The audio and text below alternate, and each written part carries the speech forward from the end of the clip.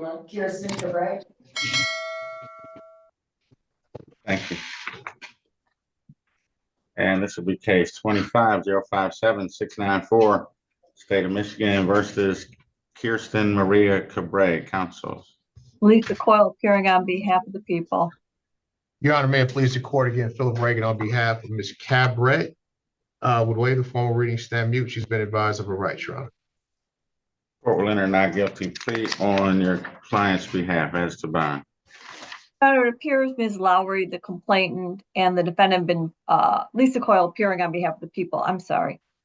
Ms. Lowry and the defendant have been neighbors since about 2019. This was an argument over allegedly damage of the complainant's personal property by the defendant. There's a witness that corroborates what the complainant had told the police, that he said he saw the whole thing. He said that he saw the defendant try to run over the complainant several times and was chasing the complainant around the streets in the yard. The complainant says, well, the defendant came out of the house. She had a knife. She described it as a machete. And then it continues on, and that she puts her car in reverse and then tries to hit her with the car. Officers do recover that machete from the defendant's car. Based on the dangerousness to the complainant, it looks like a volatile situation. This just occurred on the 17th, so 2 days ago. This is something that seems to be ongoing and highly volatile. So the people in this matter are requesting a $5,000 cash surety, and also I'm asking for no contact, Your Honor. Yeah, Judge, and just briefly, wait, I'm sorry. One moment. Yes, sir. So because I'm not ordering this, she can't go over there. How would I fill that out? Get a minute.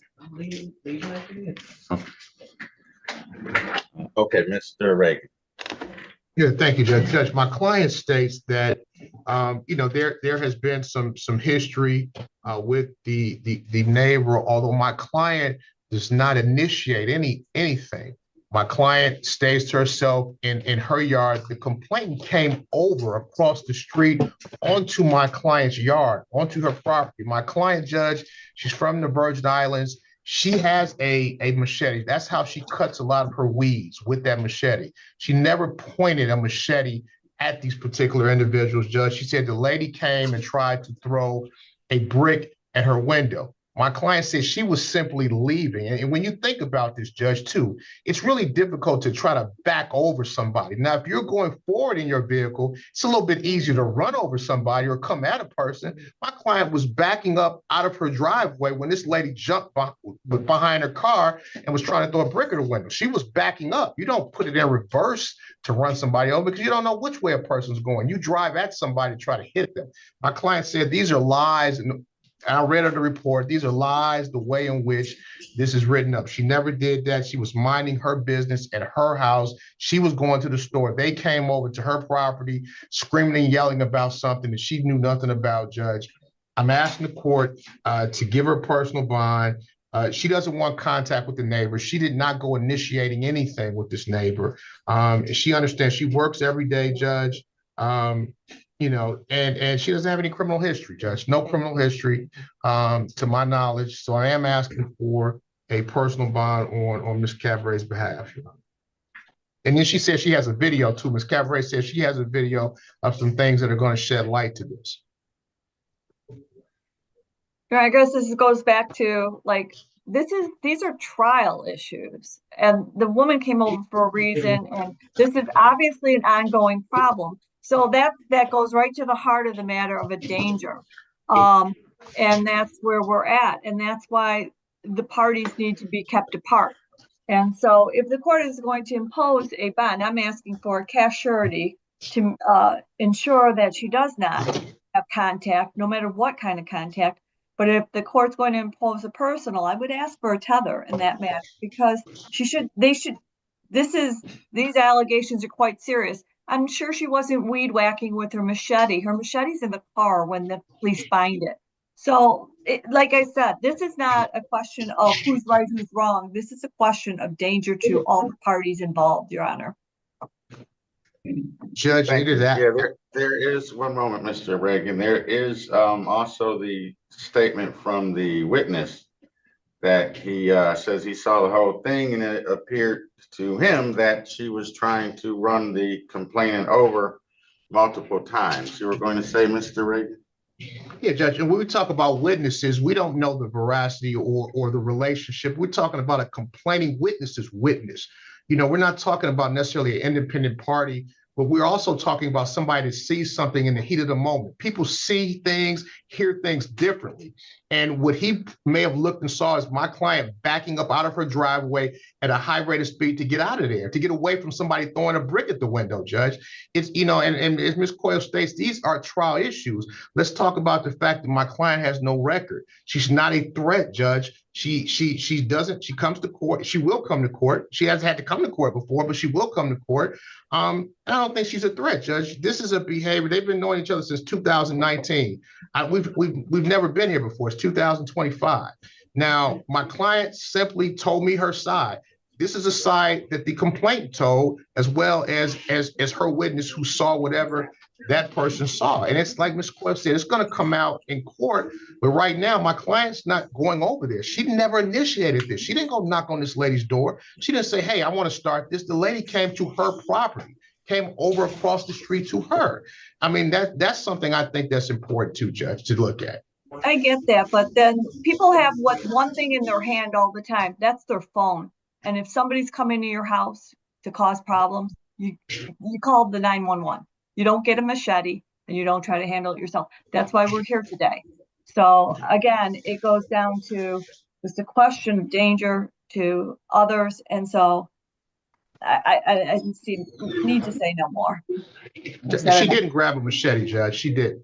You know, the lady knows she has a machete because that's what she uses. She's from the Virgin. That's part of her culture. She uses that in working. And, you know, I understand. I respect Ms. Coyle, Judge. She does a great job. I understand, you know, but I think that we're early. We're too early in this. I mean, there's two sides to this. My client's saying she absolutely did not do this whatsoever.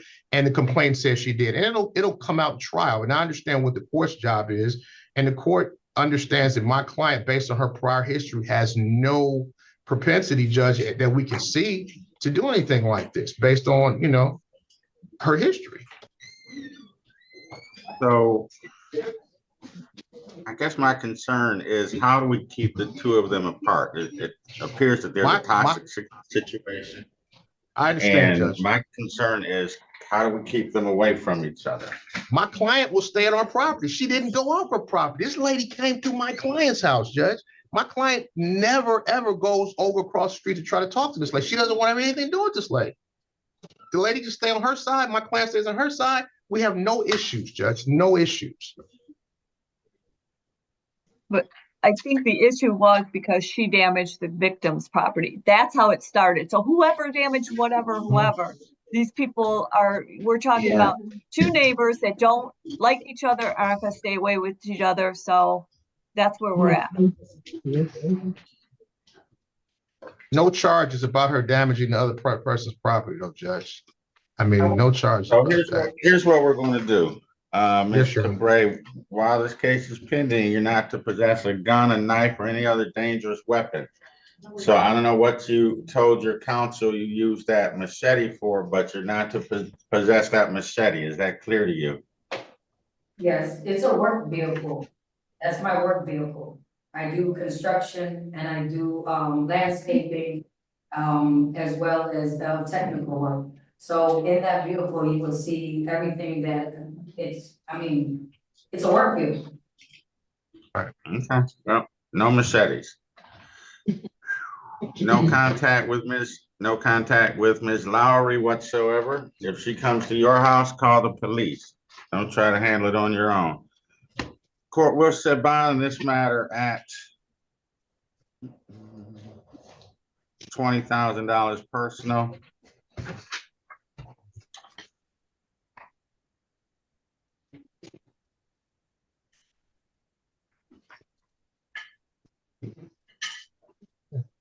Next court date is May 27. Probable cause conference, June the 6th. Preliminary exam, both in front of Judge Giles here in 36th District Court. Thank you. You can step aside. Thank you, Your Honor. Thank you.